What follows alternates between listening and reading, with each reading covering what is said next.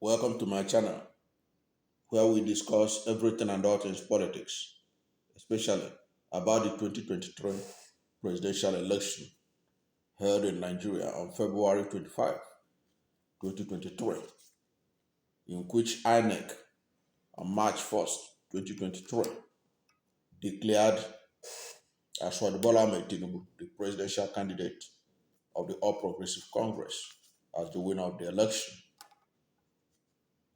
And you know that his declaration has been challenged in the courts, presently in the Presidential Election Petition Court or Tribunal, where it will invariably get to the Supreme Court.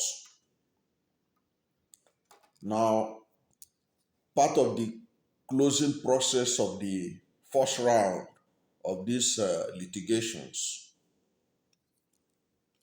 uh, happened on Wednesday, July 5th, 2023, when a witness of President Bola Ahmed Tinubu who came to defend Tinubu's mandate in respect to the challenge thrown against it by Peter Obi, the presidential candidate of the Labour Party. And that witness is none other than the current majority leader of the Senate, Opeyemi. He came to the courts basically to do two things: to defend Tinubu's mandate that he truly won the election, to bear witness to that, and also to undermine Peter Obi, the presidential candidate of the Labour Party, by trying to prove that Peter Obi was incompetent of even challenging the outcome of the election, alleging that Peter Obi was not or is not a member of the Labour Party, as at the time he was nominated as the presidential candidate of the party. So that's what we're going to look at. And however, while he came to undermine Peter Obi politically and towards his presidential ambition, which is still ongoing until the Supreme Court rule, he ended up damaging his own candidates.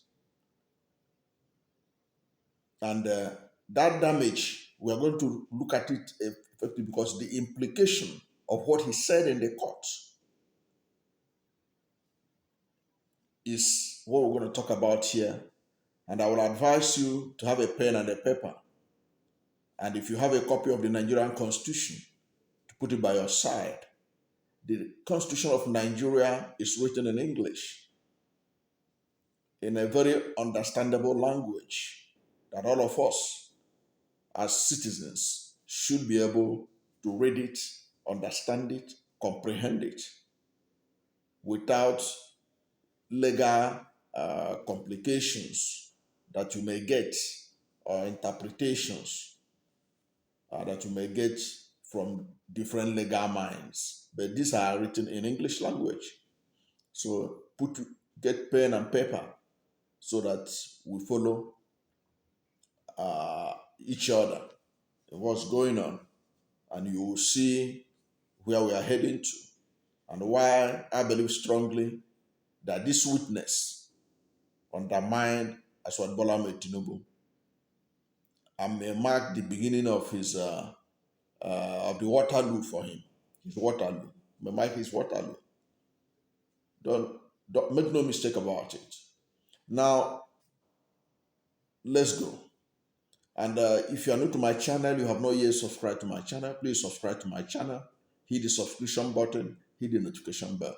When you subscribe to my channel and hit the notification bell, anytime I have a new video, you'll be among the first to know. God bless you. Now, Senator Opeyemi Bamidele, a witness for President Bola Ahmed Tinubu in the ongoing presidential election dispute, has admitted that the $460,000 that the Nigerian leader forfeited to the United States government came from a narcotic business and money laundering. Take note of this. This witness admitted that the forfeited $460,000 by Bola Ahmed Tinubu to the United States government is a proceed from narcotic business and money laundering.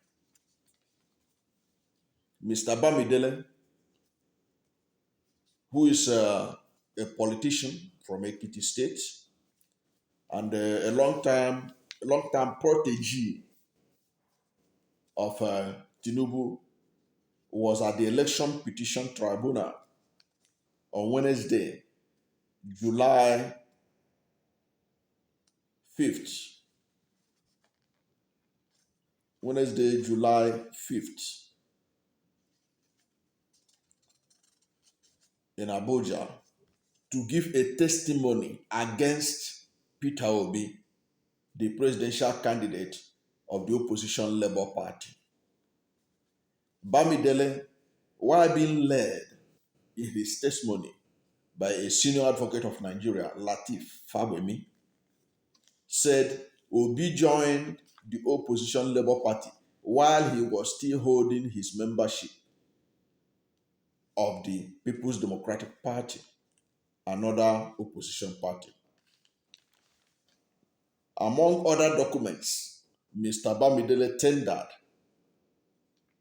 include the membership registration file of Labour Party as of April 25, 2022, which showed that Obi was not a member because his name could not be found on the list. The Labour Party's registration document for Anambra State, as tendered by Opeyemi, also did not include Obi's name as of that period. Okay, and I understand that some of these issues about Obi's membership and all this thing was instigated and by people like this factional leader. Of course, there's no faction in Labour Party, but Lamidi Apapa and co.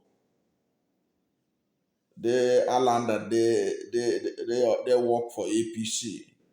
They are the ones that think they can use this issue of membership to undermine Peter Obi, and or even if they were able to, if they had succeeded in their shenanigans, they would have withdrawn the case, but they could not be able, they couldn't withdraw the case. So somebody was saying that they are the one that supply APC all this information about Peter Obi's membership of Labour Party or not. Okay. But the issue is neither here nor there, because you as you will find out, it's a settled matter. Peter Obi's membership of Labour Party is a settled matter. You find out soon. Now, Peter Obi formally announced his Labour Party membership on May 27, 2022. However, Peter Obi actually resigned from PDP on Friday, May 20th, 2022. I'm giving you this information. In a letter he wrote to the PDP ward chairman of Agulu, Ward 2, Anocha local government area of Anambra State. It was in that same letter that he withdrew from the PDP presidential candidate because he could have been disqualified as a candidate if he had if he's if he was contesting for ticket of PDP and at the same time moved to Labour to contest for the ticket of Labour Party. So that was it. It was on May 20th that he formally left the party. Okay. The issue about Peter Obi's membership of Labour Party, that issue is a settled issue.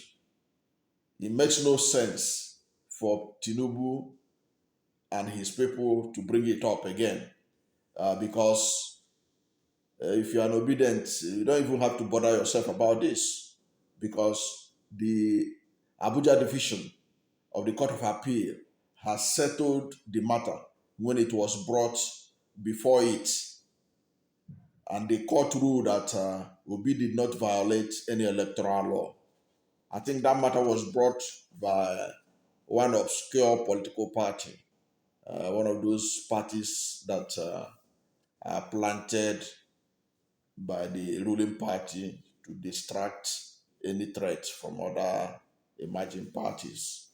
And the appeal court settled that matter that Peter Obi did not violate any electoral law in the process of his emergence as the Labour Party presidential candidate. Now, let's go on and look at the highlights of Bamidele's testimony, which when he admitted under cross-examination by Obi's lawyers that Tinubu indeed forfeited $460,000 in illicit drug proceeds.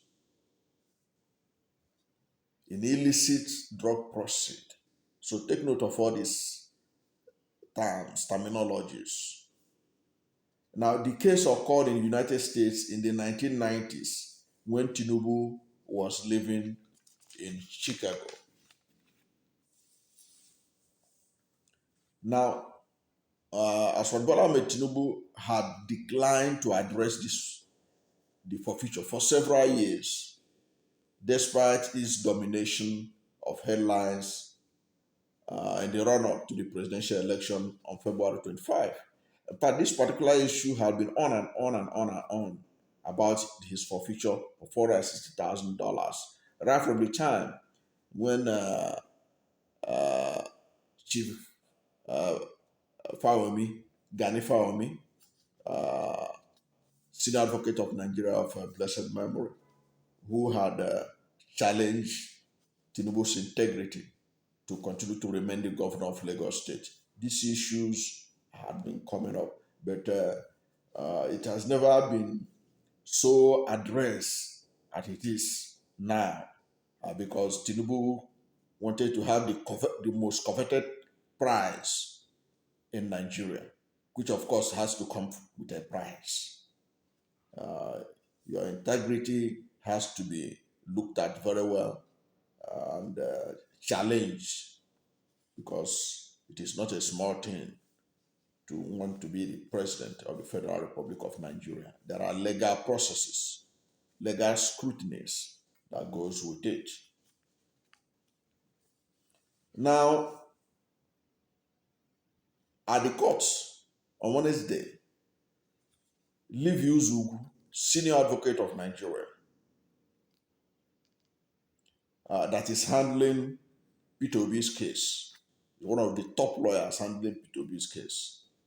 And he's reputed to be one of the best in Nigeria's legal system. Asked Bamidele whether he knew that the forfeiture was connected to narcotics dealings. to which Bamidele responded yes. He also responded that he understood that there was money laundering involved in Tinubu's matter prior to the final forfeiture. This also, Bamidele said yes, meaning that his answers keep on digging the political grave of his principal. Now let's continue to go on. Now, Bamidele, as I said earlier on, he recently became the majority leader of the Senate of the Federal Republic of Nigeria. He appears to be the most high-profile associate of Tinubu to confirm that the forfeiture and narcotics background of the former Lagos governor, who was sworn in on May 29 as the president of Nigeria. He is the first person from Tinubu's side to confirm this in a court setting. So this is a big deal. And you understand why it's a big deal as we go further. So he is the most high-profile person close to Tinubu to admit that this issue is about narcotics and money laundering. Because if you had watched some of the defense that people like Festus Keyamo, the former spokesperson of President Bola Ahmed Tinubu Presidential Campaign Council, and the former Minister of State for Labor and Employment, he tried to downplay the significance of this forfeiture, giving the impression that it's virtually means nothing. But this is the first time somebody from Tinubu's camp is confirming that this is issue that has to do with narcotics. Of course, many people are aware of it because if you have watched documentaries by investigative journalists, David Hundiyin, and several other people who have talked about this, including the late Ghana Fawumi, you would have heard about this particular issue. But this is the first time somebody is coming in to court on this matter and from Tinubu to confirm that this is an issue of narcotics and money laundering. Now, what is the significance of this testimony? What is the significance of this testimony? Why does it matter? Let's go. If you have your constitution with you, you can open section 137 1D of the 1999 Constitution, which contains the conditionalities for a presidential candidate to be disqualified from participating in an election or to be disqualified from seeking the office of the President of the Federal Republic of Nigeria. Because that is where we are heading now. Section 137 1D of the 1999 Constitution. You can open your own copy and check it out. If you don't have it, after watching this, you can go to Google and verify it. Just type section 137 1D of the 1999 Constitution. It will pump up and you read it. Let me read it out here. Okay?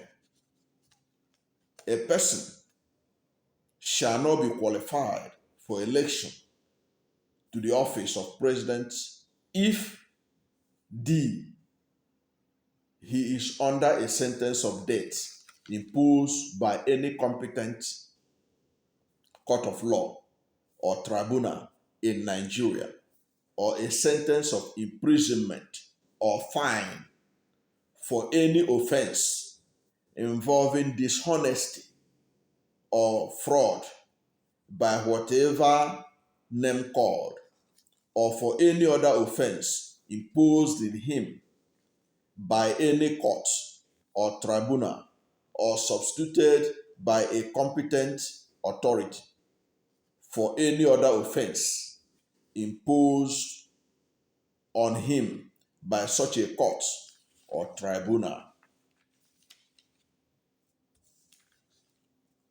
Perhaps we need to hear this again. A person, because we are looking at conditions for a person to be disqualified for seeking the office of the President of the Federal Republic of Nigeria. A person shall not be qualified for election to the office of the President if he is under a sentence of death imposed by any competent court of law or tribunal in Nigeria, or a sentence of imprisonment or fine. Here we're talking about forfeiture, or fine for any offense involving dishonesty or fraud by whatever name called, or for any other offense imposed on him by any court or tribunal, or substituted by a competent authority for any other offense imposed on him by such a court or tribunal. Now let us look at what forfeiture means, so that you know the significance and the weight of this forfeiture of $460,000 of narcotic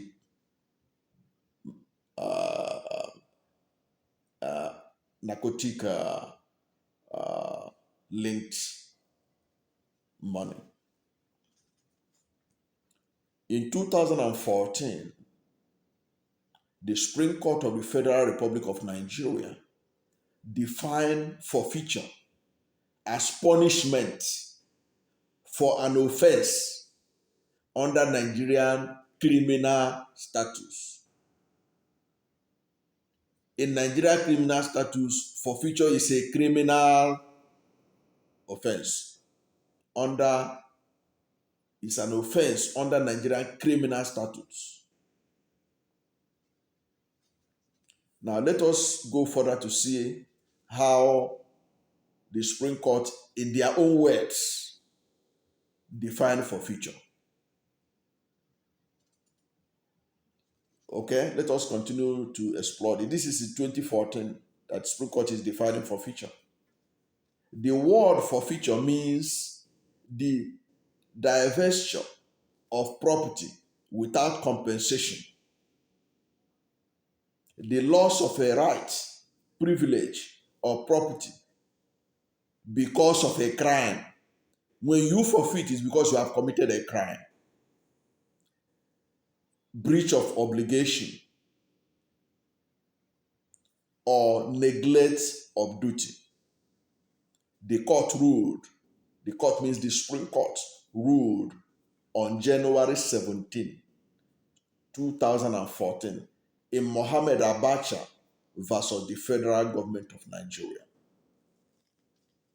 Now, this Mohammed Abacha versus the federal government of Nigeria has to do with the issue of forfeiture of some of the assets of late head of state, General Sani Abacha. You know, when federal government started collecting this Abacha loot, the so-called Abacha loot, the Abacha family went to court to claim that the monies being claimed to belong to federal government was actually their father's property. Therefore, federal government had no right to take them. So there are cases where the family, this Mohammed Abacha stood on behalf of the family to challenge the federal government. And now this is part of the fallout of those challenges about the assets of the Abachas, which was forfeited to the federal government. Okay, so that is an issue where opportunity came recently for the Supreme Court to define what is forfeiture. Now, let's go. Now, the Supreme Court continued. They say, a person who has forfeited property on the basis of a crime, who has forfeited property on the basis of a crime, cannot be entitled to indemnity forfeiture. Cannot be entitled to indemnity. It's a person who has forfeited property on the basis of a crime cannot be entitled to indemnity. The Supreme Court continues. Forfeiture is a form of punishment. There is no indemnity in our criminal procedure. The court further stated in a majority decision delivered by now Chief Justice of Nigeria. By that time, he was not the Chief Justice of Nigeria, Olukayode Arewola, who is now the Chief Justice of Nigeria. He delivered this judgment in 2014. Now, the big elephant in the room. Will the meaning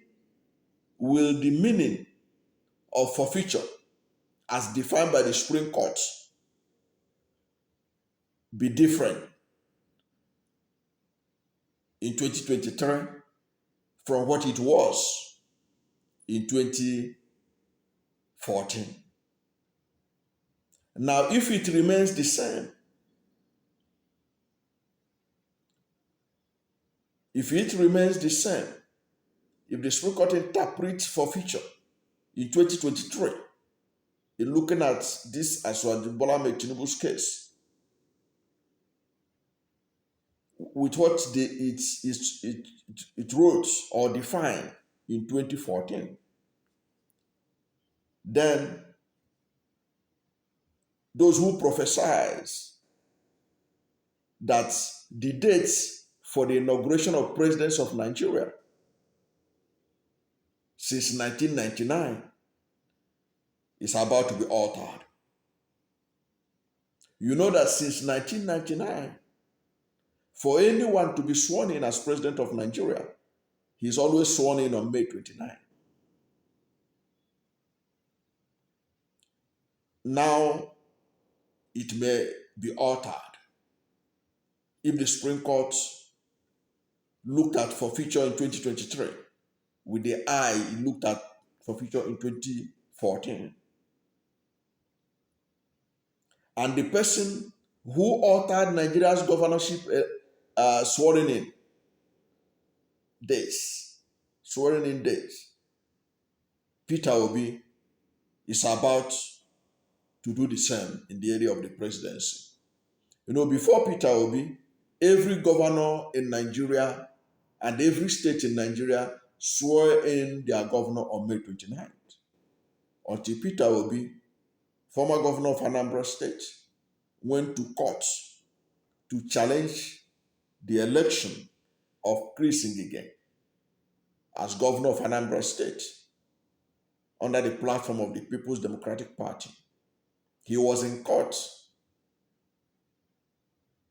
for 3 years until 2006, when the Supreme Court sacked Chris Ngige of the then ruling PDP. Since that day, political equation changed in Nigeria.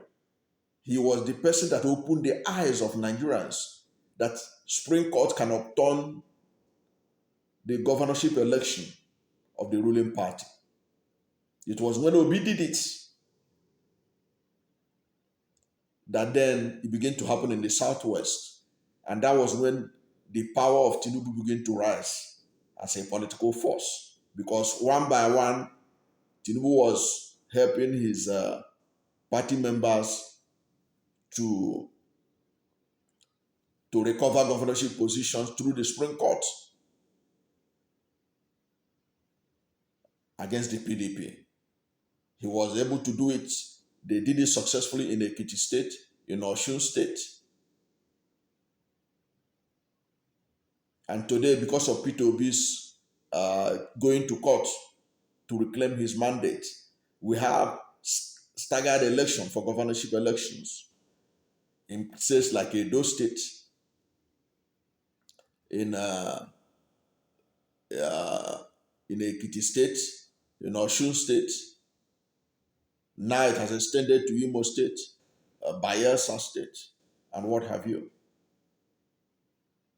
That was why these states I mentioned to you, their governors were not sworn in, or they did not even participate in the governorship election when the rest of the country did on March 18th.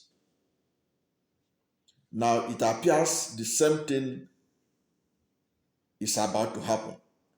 If the Supreme Court interprets forfeiture, what it meant in 2014, as meaning the same thing in 2023, in the light of this confirmation by a witness of President Bola Ahmed Tinubu, who came in to the court to undermine Peter Obi and may have ended up undermining his own principle. But at the end of the day,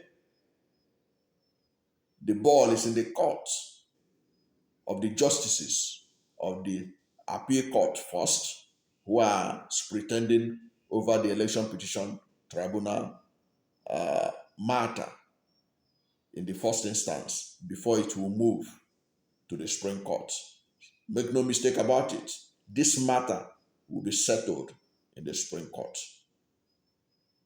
But there are clear indications that we are heading in a direction where May 29th may no longer be the date for the swearing in of a president of the Federal Republic of Nigeria. Let us wait and see, because the final say will be by the Supreme Court. They know better. Whatever they say is the final. And anybody who didn't agree with it will have to appeal to God. Because there's no other thing, there's nothing any person can do again when the Supreme Court give its final verdict. And that will bring a closure to the 2023 presidential election in Nigeria. Thank you for watching this video. And if you are new to my channel, you have not yet subscribed to my channel, please subscribe to my channel. Hit the subscription button, hit the notification bell. When you subscribe to my channel and hit the notification bell, anytime I have a new video, you'll be among the first to know. God bless you. And please don't forget to like this video, because when you like it, Google will rank it high and recommend it for more people. God bless you and yours.